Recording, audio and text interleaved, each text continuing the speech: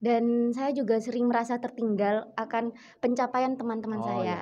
Saya sendiri pernah mendengar salah satu quotes dari salah satu artis, "Nggak apa-apa untuk menjadi diri kita sendiri, Mhm, tanpa membandingkan diri kita dengan pencapaian mhm, orang lain." mhm, Tapi seringkali saya masih merasa, "Kenapa kok saya masih mhm, stuck di tempat ini mhm, dan nggak maju-maju?" Gitu. mhm. Ya, Heeh, jadi, eee, tentu saja setiap orang itu mempunyai rute hidupnya masing-masing. Garis finish kita itu berbeda-beda. Jalan yang kita lalui atau rintangan yang kita lalui tentu saja berbeda. Bukan berarti teman kita lebih cepat tanggap, kemudian pencapaiannya lebih banyak, berarti kita kalah. Bukan. Kenapa? Karena rute hidup kita dan garis finish kita itu berbeda-beda. Bisa jadi ketika teman, Anda itu sudah pencapaiannya sudah banyak, kemudian kita masih merasa stuck atau merasa statis dalam, rute yang sama atau garis yang sama, berarti finish kita, masih jauh. Tentu saja oke. kita tidak bisa, mempunyai persepsi seperti itu.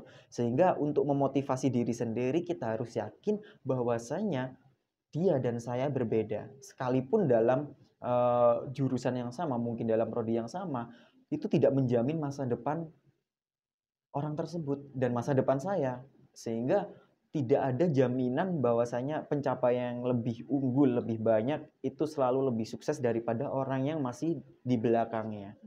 Gitu ya, Mbak. Saya juga masih sering berpikir dulu, saya malah, bandingannya sama saudara-saudara saya melihat saudara-saudara kenapa masih, apa namanya, sudah maju, sudah bisa ini, itu, A, B, C, dan segala macamnya, sedangkan saya masih, stuck. Tapi saya waktu itu bukannya merasa insecure-nya saya tambah tinggi, tapi saya introspeksi diri atau muhasabatun nafsi, sehingga apa yang kurang dari saya, apa yang perlu saya perbaiki dari diri saya, kira-kira apa yang bisa saya tonjolkan kepada khalayak ramai supaya saya bisa lebih maju atau saya bisa mengimbangi saudara saya atau sepupu saya. Tentu saja itu membuat saya, menulis banyak sekali kira-kira goals apa atau tujuan yang bisa saya tempuh dalam jarak berapa bulan atau kira-kira dalam 1 tahun. Kalau misalnya saya bisa kiranya selesaikan dalam, jangka waktu, beberapa bulan, maka saya harus kejar goals itu.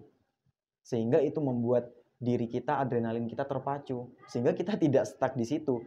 Sehingga ya, apa namanya, jalan Allah mengangkat derajat seseorang itu berbeda-beda. Bahkan Allah bisa sama sekali tidak mengira kita hari ini seperti ini, kemudian kita besok seperti apa, tidak ada yang pernah yang tahu.